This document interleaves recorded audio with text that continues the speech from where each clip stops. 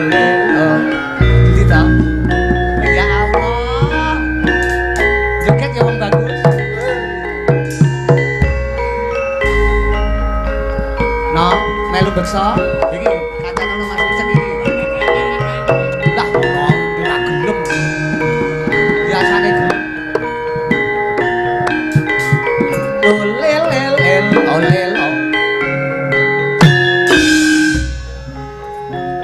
Kuwi kaine pirang senti ya? Joget wong bagus.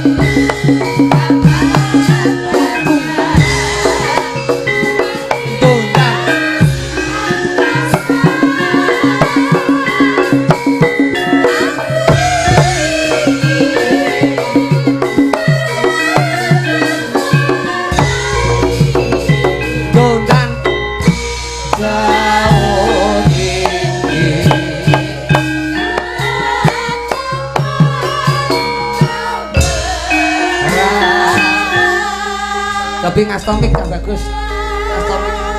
Kok kae lho kok iki apa to kok ya?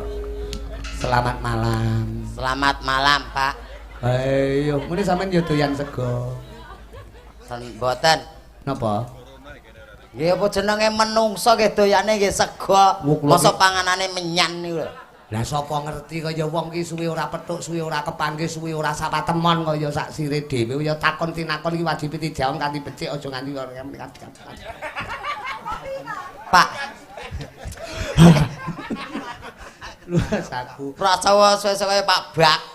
Lah, caketekan napas. Lah kuwi kancaku ya, biyen kancaku. Oh, rencange jenengan kok? Lho iya. Kok mboten direncangi saniki? Lah ya kudu andum Basuki kono sing ning kono, aku sing ning kene, ngono lho. Ora kenek rebutan nggon ngono ki ora kenek. Sing penting ngodinunga ngoten. Lengkapi, sitok ning kiwa, sitok ning tengen, sitok ning isor, sitok ning dhuwur. Nah, ngoten nggih. Rawuh rene jam pira? Ya ampun rawuh to, Pak. Lho, mbok tekan kene jam pira ngonten mawon. Yen rawuh ki wonge gedhe dhuwur, wong setugel kok rawuh ki lho. Ya wis teko kene ngoten mawon. Awakmu rene merongos jam pira? Ngono lho. Wah, awit wau jam 12 yane. Wong bocah kula nyetetep enten wingi sinden. Dilus ora kenek lho. Masa? Nggih, kula nyetetep enten mriku wiwit kala wau. Sing amen semampu dintuti megang kowe jan. Ketoke wayu-wayu. Wah, ngentut ora muni gondone ra ukur. Wis aku ora apa-apa kuwi rezekimu ya. Ya witekno pripun lajeng riwat mriki mboten saged. Lah nyang apa? Lah piyayi kathah semanten kathahe. Lah pancen kabeh berkahi. Lah nggih. Dalam rangka Pak Nardi nggone kagungan kersa tasakuran kok ya. Nggih, lajeng mlumpat pagerah gitu. Kula diangkat supirku metu kono. Malah dikira sajen ning kono aku. Lah raya dirayah wong iku tibake sampean to? Dirayah-rayane ngono kuwi mau. Alhamdulillah. Sajen kok iso mrenges batine wong-wong iku. Lho sajen kok mendelik ngono tibake wong. Aku wis ngempet ae lho aku. Lah iya nek ora ndang ditok-tokne aku ya ngono.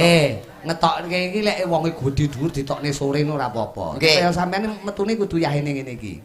Oh, mergo dadi selo-selaning selo, ngene selo ditokne ngono. Ditokne lek wis selo. Yen wis selo ditokne. Yen ra selo ora iso metu. Ora iso metu. Kabeh ku duwe nek selone. Oke. Rumangsaku. Nggih. Pun tepang kali Pak Nardi. Lho sampun. Pun jagongan. Mumpun. Ngomongnya apa kowe iki ora ngerti pok bengkonge. Lho Pak Nardi tangga kula niku. Lho.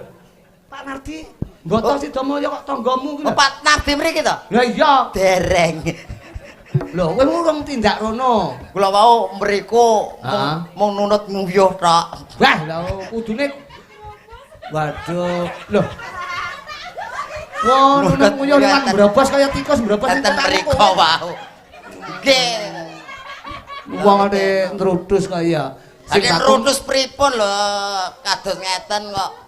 Pak Nardi utawa Pak Sunardi utawa Pak Ganong. Nggih. Dadi asma Kinarya Japa. Leres. Jenenge tasakuran tutup giling karo tutup pok-pokan. Nggih. Sampeyan hati-hati ning kene nglawak kudu lucu. Lah pripun? Lek ra lucu sampeyan rencanane Pak Nardi arep kek gandengan. Gandengan apa to? Lah treke pirang-pirang Pak Nardi iki. Wah, masak. Lah terus gandengan kok trek kok gandengane kalih kula niku hubungane napa? Yen trek niku kan gedhe. Kek. Paham kek ya? Kek iki. Tok ganjel tok. Oh, ganjel. Lah iya kuwi lek basane kene kek ngono. Kek nggon aku mati kok. Oh, alah. Wonge piye wis kek. Oh, siji desa mawa codot. Mawa cara. Lah ya carane codot ki beda-beda. Oh, nggih, codote Blitar kalih Jawa Tengah benten kok. Iya, nek Jawa Tengah ki nyokote halus, nek Blitar ki ngono langsung ilang ndase. Pasar. Jadi dalu menika tasakurane saking Ude Jayamulya. Leres menika nggih. Ude Jayamulya. Lah kuwi lek tulisane gedhi ning kono ki. Pundi to, Pak? Kowe iki rene ra nggawa mripat ta kowe mau. Kuwi lho Ude Jayamulya. Enek ya tulisane, Mbak. Enek. Den, enek ora Den, sinden. Enek sindene roh kabeh kok. Pundi lah boten nenten lho. Ude Jayamulya utawa Jayamulya. Kuwi lho tulisane di templekne ning truk lho, templekne ning gandengan. Wis mlaku, wis ilang. Wis ilang. Menggok wisan. Apa enek wong tulisan kok mlaku. Dadi nek ketoke kulino. Tulisane iki ning truk. Kulino nek nggon petengan nek tulisan mlaku karo nyekel mic. Iki wong tulisan kok mlaku niku. Iki cara omahe Blitar lho bendina tak jak dolan kowe bendina. Angger nguyu ngene sendur tak saki. Ngeng ning mahlor tak saki. Ngeng. Pak, matur nuwun Pak. Kula niku menungso senes pentol rek. Terus disaki. Menika Pak Nardi menika bos tebu cah. Ngaten. Tebu niku napa to? Saka tembung antepe kalbu. Pak Sunardi artine apa? Asma Kinarya Japa. Kangge dedonga. Nardi. Apa?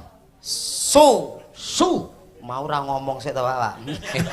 Panjen ning kene iki kowe ora takjak omong-omongan kok kowe iki wong sembarang dadi kok. Lah boyo WAC to. Kowe iki wong manjing ajur-ajer lho. Nggih. Aku ki paham lho uncek Sanusa iki saka Sanusi. Apa? Sanusi kuwi Sanusa. Wonge iso. Ngono maksudku ki dadi Sanusa.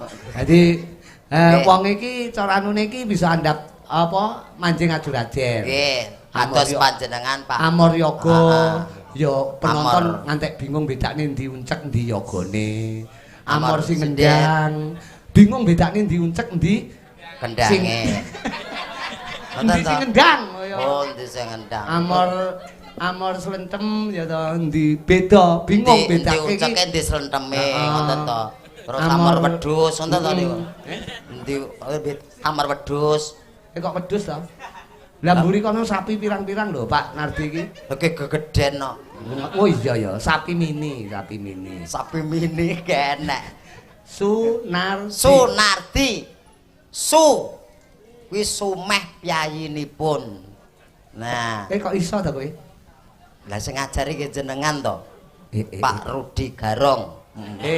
Rudi Garung. Rung. Nggih, Rudi Garung. Sumeh piyayinipun. Tegese dalam kata lain blater. Blater, grabya, semana, temulung. Ngaten. Nar kuwi narima ing pandum. Oh. Nah, dadi diparingi akeh ya alhamdulillah, diparingi sekedhik ya alhamdulillah. Bersyukur. Dadi diparingi akeh ki ya bersyukur, sithik ya bersyukur.